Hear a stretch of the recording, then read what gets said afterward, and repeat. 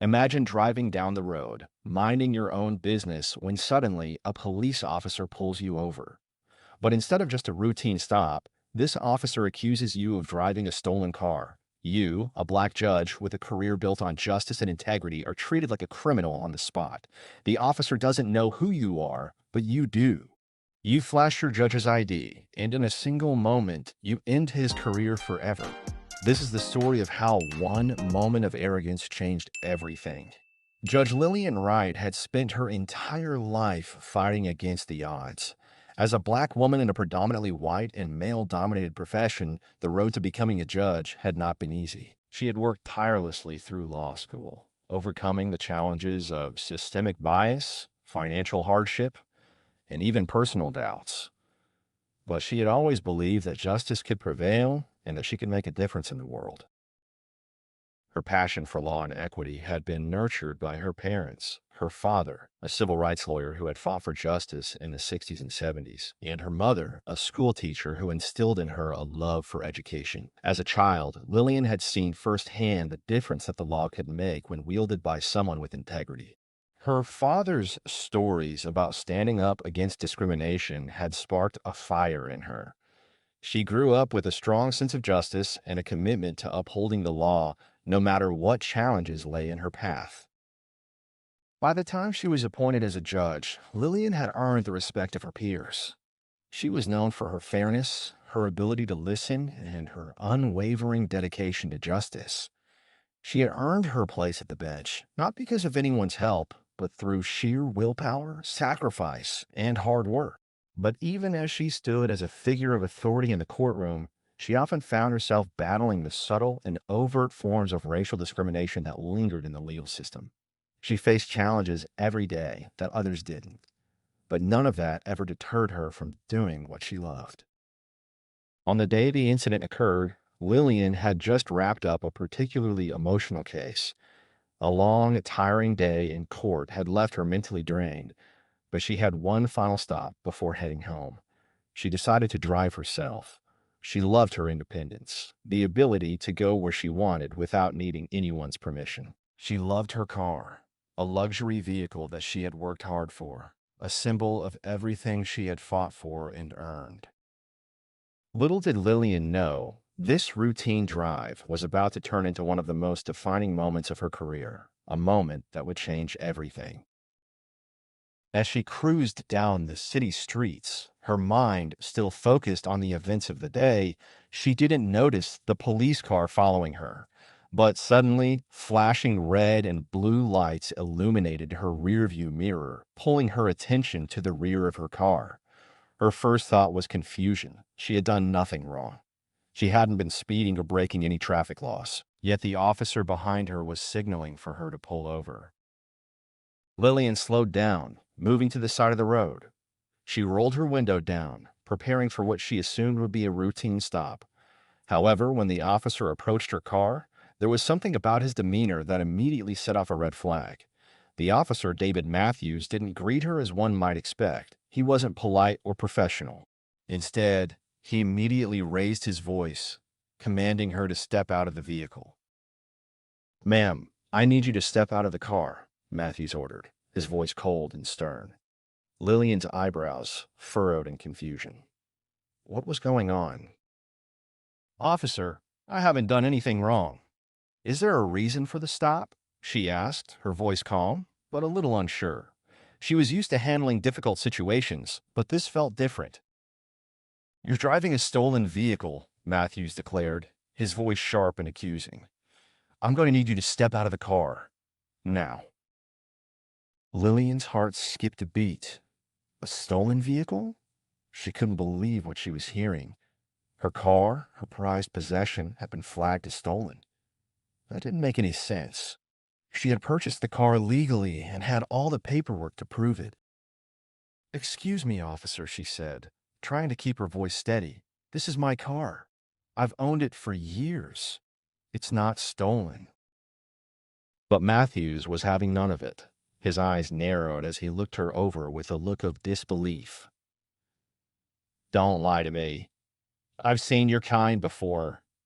You think you can just drive around in a car like this without anyone noticing?"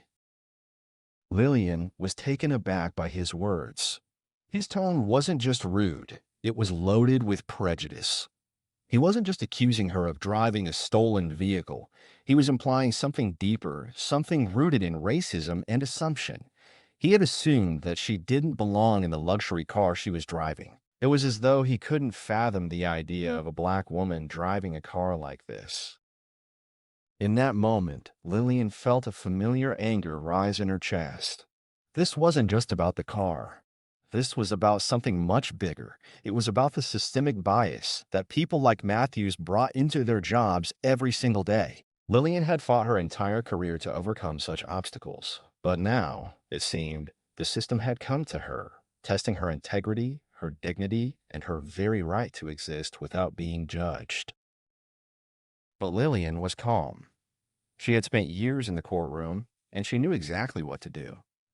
She wasn't about to let Matthews's prejudices define her. She reached into her purse, carefully pulling out her judge's ID. Holding it up in front of Matthews, she said, "I am Judge Lillian Wright. I've been a judge for over 10 years, and this is my car. Now, I suggest you get your facts straight before you make any more accusations." Matthews took a step back, his face draining of color. For a long moment, neither of them spoke.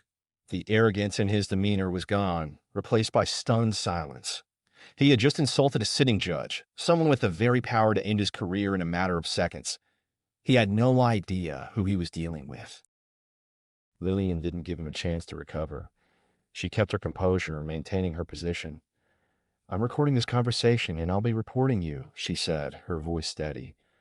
"You've just made a very serious mistake, officer." Matthews, now visibly rattled, took a step back. The power dynamics had shifted dramatically. Lillian wasn't just any citizen. She was a public servant, a judge, and now Matthews was the one under scrutiny. His entire demeanor had changed. He was no longer the one in control. He had just realized that his careless actions had put his entire career in jeopardy. As Lillian began to make calls to her office reporting the incident, Matthews's worst fears began to unfold. The incident was being recorded, and soon it was shared widely. The video of the interaction went viral within hours, with people across the country expressing outrage at Matthews's actions. What had started as a routine traffic stop had spiraled into a major public scandal. The police department was forced to take immediate action. Matthews was placed on administrative leave pending an investigation, but the public backlash was swift and unforgiving. People weren't just angry at him for stopping Lillian. They were enraged by the racial bias he had shown in the process. Social media exploded with people demanding justice, and soon Matthews found himself facing an internal investigation that would ultimately lead to his termination. The consequences for Matthews were swift and severe. His career, which had been built on years of asserting his authority, came crashing down in a matter of days. He was fired from the police department and became the subject of public ridicule. No one could forget how he had treated a judge, especially one who had the courage to stand up and demand accountability. His arrogance had cost him everything: his job, his reputation, and his career. Meanwhile, Lillian used the opportunity to call for greater accountability in law enforcement.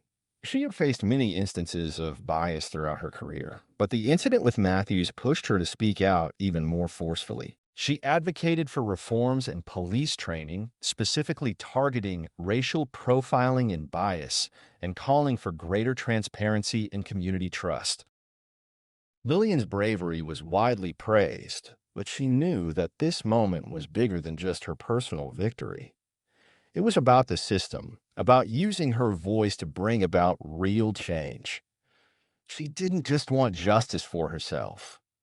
She wanted to make sure that no one else would face the same kind of treatment Matthews had subjected her to. And so, Lillian Wright's name became synonymous with justice, accountability, and resilience. Her stance that day, calmly flashing her judge's ID and demanding the truth, was a turning point, not just in her career, but in a larger fight against racial prejudice and systemic injustice. She had proven that one moment of integrity could bring down even the most powerful.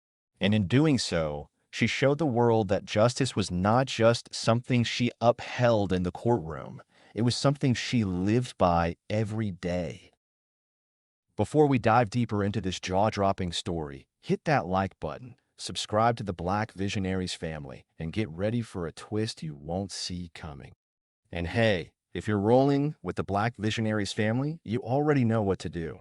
Smash that like button, subscribe, and turn on the bell because we've got more powerful, jaw-dropping stories coming your way that you won't want to miss. Stay inspired, stay strong, and remember, your dignity is never up for debate.